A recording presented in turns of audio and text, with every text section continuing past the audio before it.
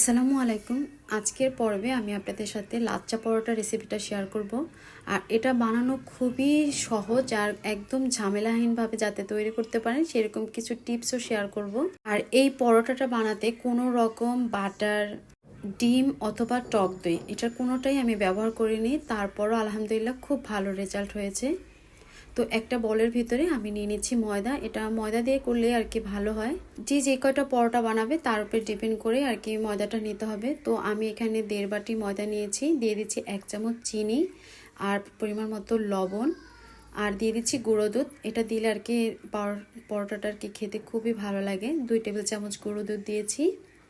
যেহেতু একটু অন্যরকম পরোটাটা, তাই আমি 1 চামচ ঘি ব্যবহার করেছি, তবে ঘি না দিয়ে সাদা তেল দিলেও কিন্তু এটা হয়ে যাবে।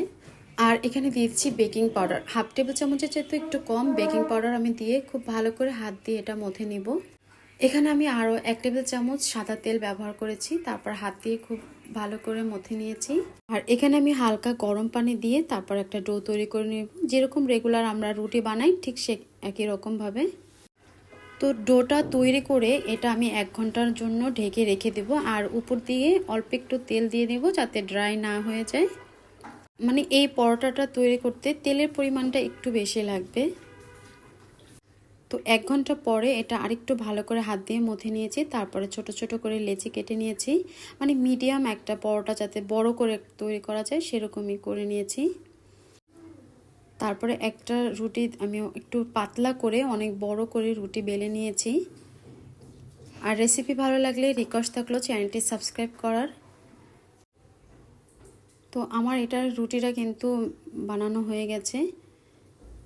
এখন এর উপরে আমি আবারও তেল দিয়ে নেব, সাদা তেল দিয়ে নিচ্ছি। একটু বেশি করে আর কি তেল দিতে হবে। তেল দেওয়ার ফলে কি এটা একটার সাথে আরেকটা লেগে যাবে না। তো খুব ভালো করে সব জায়গায় আমি তেলটা লাগিয়ে দিয়েছি। তারপর উপর থেকে আমি ময়দা ছিটিয়ে দিলাম। এখন একটা ছুরির সাহায্যে সাইডের থেকে আর কি কাটা শুরু করব। পুরো রুটিটাই কাটবো, মানে একদম এই মাথা থেকে ওই মাথা পর্যন্ত চিকন চিকন করে কাটতে হবে। যত বেশি চিকন করে কাটা যাবে এর লেয়ারগুলো তত বেশি মানে ফুটে উঠবে, দেখতে ভালো লাগবে। মানে একটু ধৈর্য নিয়ে তারপরে এটার পুরাটা এভাবে করে কেটে নিতে হবে। তো পুরো রুটিটা কিন্তু আমার এভাবে করে কাটা হয়ে গেছে। এখন এর উপরে আমি আরেকটু তেল দিয়ে নিব, যাতে করে আমার যে কাউন্টার টপের উপরে এই রুটিটা করা আছে সেখানে যেন আটকে না থাকে, খুব সহজে মানে ইজিভাবে যাতে এটা উঠে আসে। তারপর এক সাইডের থেকে আমি এটা একদম উঠায় নিয়ে আসব। আর উপরে আরেকটু আমি ময়দা ছিটিয়ে দিয়েছি। পুরো এক জায়গায় করার পরে রুটিটা যখন আমি টান দেব তখন কিন্তু এটা লম্বা হতে থাকবে। খুব বেশি জোরে টান দেওয়া যাবে না, তাহলে কিন্তু এটা আবার ছিঁড়ে যাবে। তো এটা আমি একটু টেনে টেনে তারপরে ঘুরিয়ে ঘুরিয়ে নিব।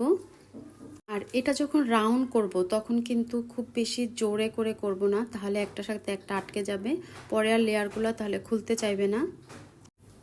তো হালকা হালকা করে এভাবে করে আমি ঘুরিয়ে ঘুরিয়ে পুরাটা রুটি করে নিয়েছি। তারপর আঙ্গুল দিয়ে চেপে চেপে কিন্তু আমি রুটিটা অর্ধেকটার মতো আর কি বেলে নিয়েছি।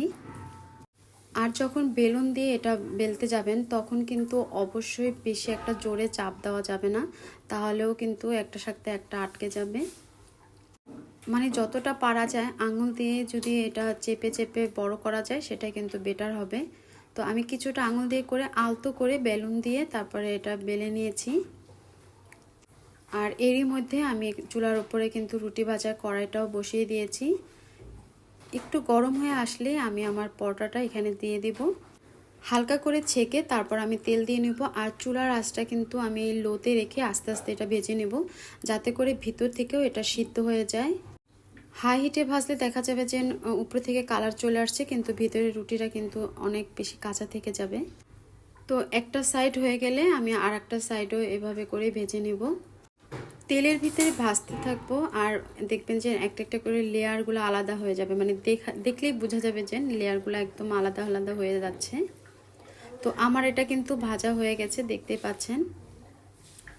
আলহামদুলিল্লাহ অনেক মজা হয়েছে, খেতেও বেশ দারুণ লাগে, দেখতেও অনেক সুন্দর হয়েছে। তো পরিবেশনের আগে আমি একটুখানি এরকম হাত দিয়ে চারি সাইডটা চাপা দিয়ে নিয়েছি, যার কারণে লেয়ারগুলো আরও বেশি আর কি বোঝা গেছে। তা আজ পর্যন্ত।